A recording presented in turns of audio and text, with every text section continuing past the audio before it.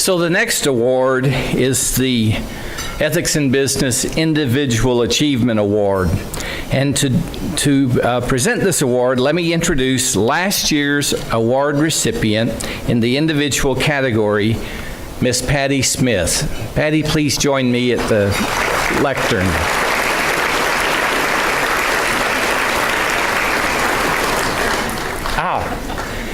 What a relief. There she is. Thank you, How you Patty. doing? Absolutely. My pleasure. My pleasure. Whoops. I'm sorry. That's quite all right. Here you are. Thank you. Okay.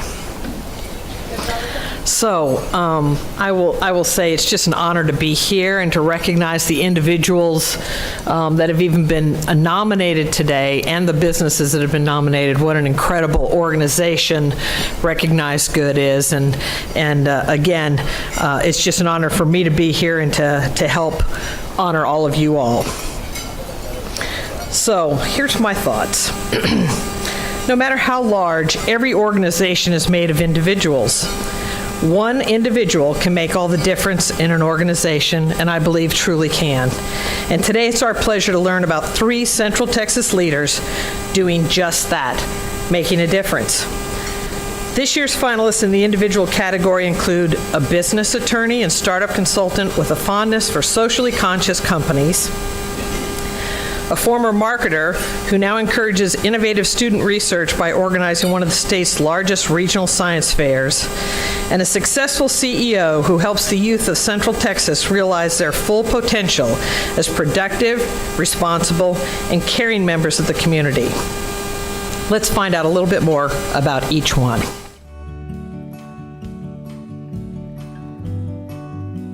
Life is not black and white. We wish it were. It is gray. So sometimes doing the right thing means which right thing. There's an old saying that honesty is the best policy, but really honesty is the best strategy. To me, that's the overriding core value of ethics. Even when you decide what's right and wrong, when they're kind of mushy, they're just not crystal clear, right? This isn't the wallet in the parking lot with money. This is something that's much more nuanced, and you really could defend either way. It's being true to yourself and trusting your gut and doing what you know to be right. I think doing the right thing is quite easy. It's deciding what the right thing is to do that's tough. Ethics is doing the thing that you know is correct, that gives a fair chance to everybody with whom you are involved.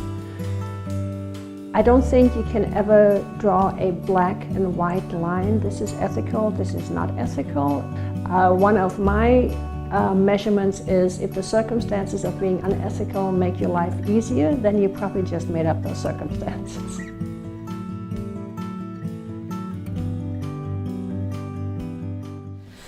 And the winner of the 14th Annual Ethics in Business and Community Individual Award is Brett Senkus. The mushy.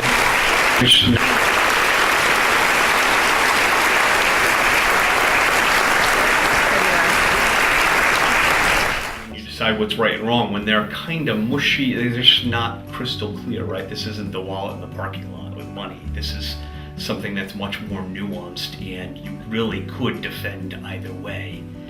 It's being true to yourself and trusting your gut and doing what you know to be right. I think doing the right thing is quite easy. It's deciding what the right thing is to do that's tough. But to me, it's a continuum. And at one end, it's very simple stuff, right? We know you don't steal and you don't murder. That's the easy stuff. The things that are closer to the other end of the spectrum are much more gray. And I think a lot of people want to know that their attorney not only will deal straight with them, and I think most people figure, yeah, attorneys might want to bill a lot, but they're going to have my back at the end of the day and they're going to do what's sort of right for me. But I do think that some clients prefer that their attorneys have a little bit of an edge, maybe, or willing to kind of be a little bit aggressive and up against that line ethically when it comes to dealing with the party across the table. I think there's a movement out there for a more honest, someone who's kind of looking to help everyone get a fair deal done. Okay? But I do think it carries a risk. I do think some clients want someone who's going to be doing things that are in their interests, but maybe a little bit on to me, it's important to be doing things that are in the service of others, or to try and feel like this isn't just about bread. And that happens to make me pretty happy, and I feel like I can be part of something more systemic and global, and there's a movement here, then that's really awesome. We are in a society that I think we can do better. And maybe in that world, there will be less of us.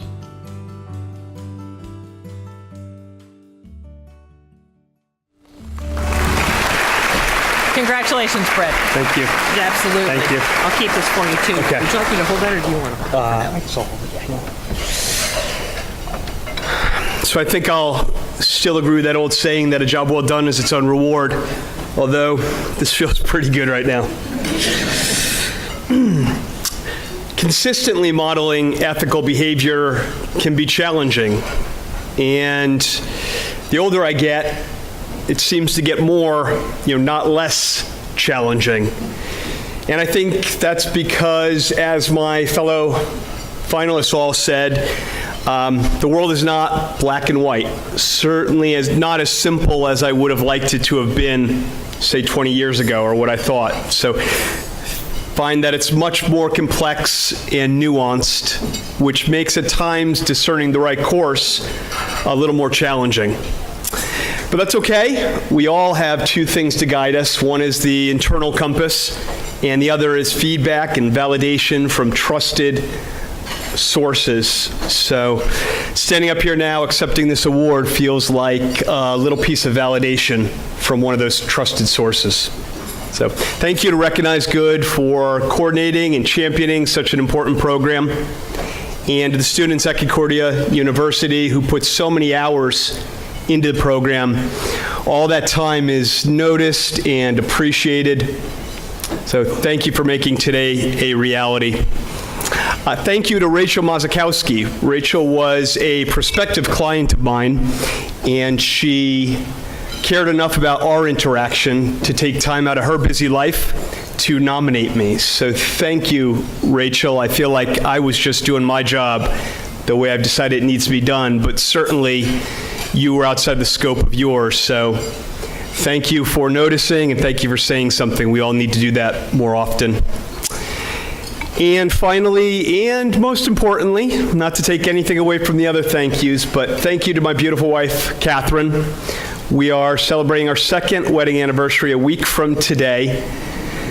Sweetie, it's been an awesome 2 years. I love you so much. There's no one else I'd rather be on this journey with. Thank you especially for all the understanding you've given me for the time I've had to put into my job in the past year in particular. It's precisely because of that understanding that I'm able to have the time to spend with Rachel and other prospective clients and actual clients that even puts me in a position to be up here today. So I love you. Thank you. Thank you. Thank you and congratulations.